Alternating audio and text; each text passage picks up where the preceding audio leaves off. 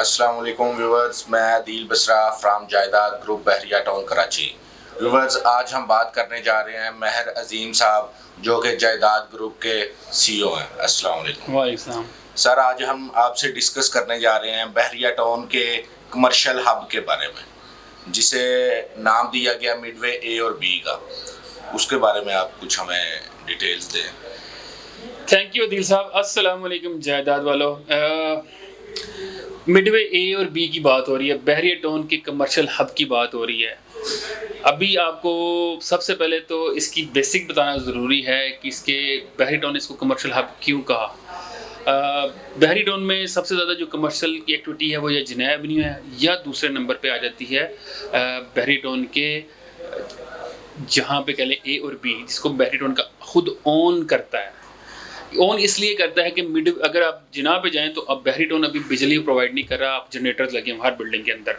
बहरी टाउन उसको water supply नहीं कर रहा, आपको फैसिलिटीज़ इतना नहीं कर रहा, वो प्राइवेट बिल्डर खुद करेंगे।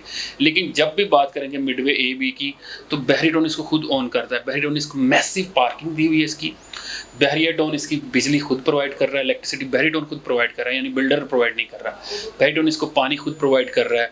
बहरिया टाउन इसकी मेंटेनेंस खुद देख रहा है, हर चीज़, यानी कि ये चीज़ें ए टू जेड बहरिया टाउन खुद कर रहा है। दूसरी बात, क्योंकि बहरिया टाउन का अपना हेड ऑफिस मिडवे ए और बी के मिडल में है, जिसकी वजह से यहाँ पे फुटफॉल बहुत है। डेली हज़ारों के हिसाब से लोग आते हैं जिन्होंने ट्रांसफ़र लेनी है, इन्फॉर्मेशन लेनी है, घर बनाना है, मैप लेना है, 100 किस्म के सवाल जो भी कंफर्मेशन करनी है, तो सारे के सारे यहाँ पे आएंगे।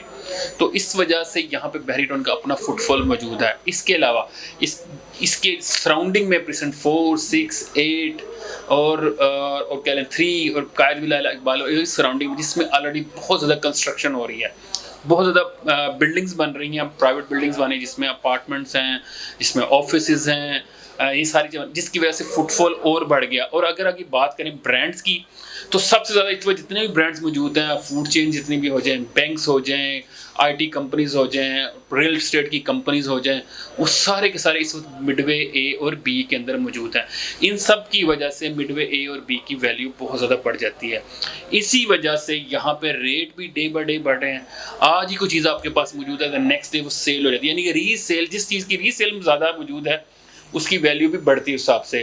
और इसके अलावा जिस जगह पे आपको रेंटल इनकम बहुत अच्छी आ रही हो कम पैसों में, तो वो भी मिडवे ए और बी है।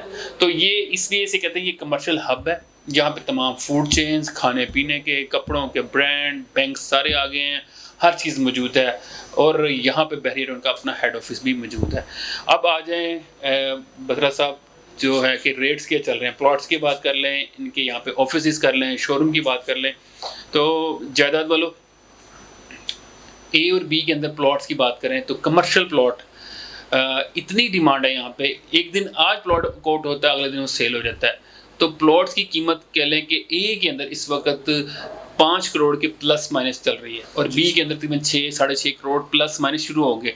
ये मिनिमम है, लोकेशन के हो सकता है कि यहाँ पे आपको मिडवे बी के अंदर 9 करोड़ में भी प्लॉट कोट होगा, इस तरह मिडवे ए के अंदर भी आपको 7 करोड़ 8 करोड़ में भी कोट होगा। लेकिन मैं मिनिमम प्राइस की बात कर रहा हूँ, तकरीबन 5 करोड़ और 6.5 करोड़ में एक प्लॉट मिलेगा। इस तरह अगर आप शोरूम की बात कर लें, ग्राउंड फ्लोर की बात करें, तो कम से कम जो विदाउट बेसमेंट है वो 45 से 50 हज़ार मिनिमम पर स्क्वायर फीट चल रहा है।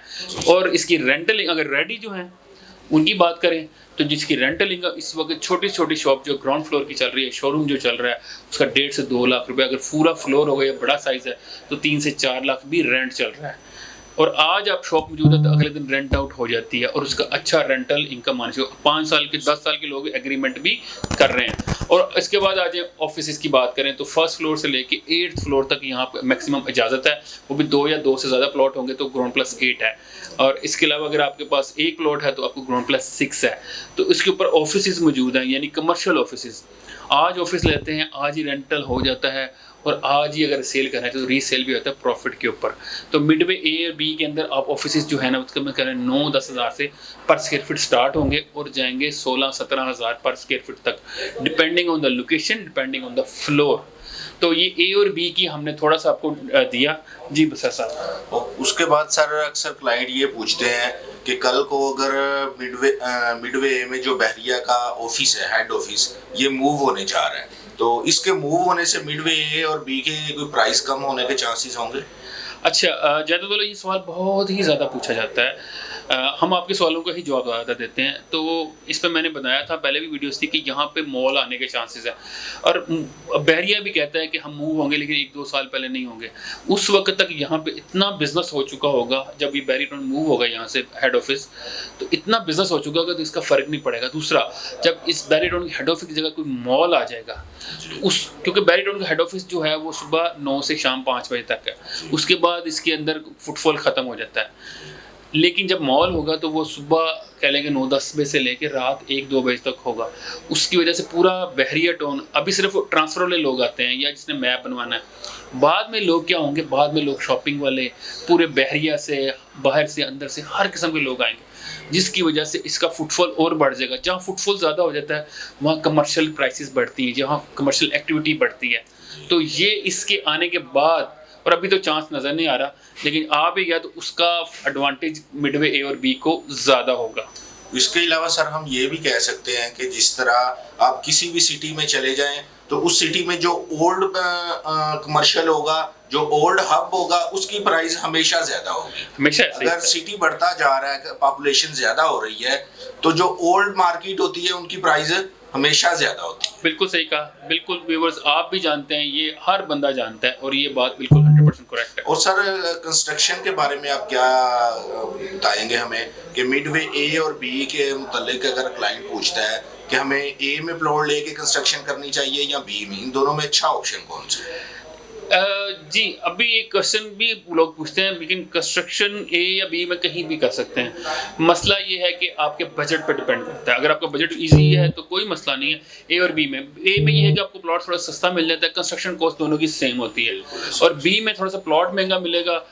आप खुद बना के बेचना चाह रहे हैं, आप प्रोजेक्ट करना चाह रहे हैं, वो भी हम कर सकते हैं आपके लिए। फ़ौरन से पहले आपका विदिन 3 मंथ्स के अंदर आपकी पूरी बिल्डिंग सोल्ड हो जाती है अल्हम्दुलिल्लाह, और आपको अच्छा रिटर्न भी मिल जाता है। और अगर आपने कोई चीज़ ली है, इंस्टॉलमेंट पे ली है, तो लेना चाहते हैं तो वो भी आप फ़ौरन ले सकते हैं, और जैसे ही कंप्लीट होगा उसमें आपको अच्छा रिटर्न भी मिल जाएगा।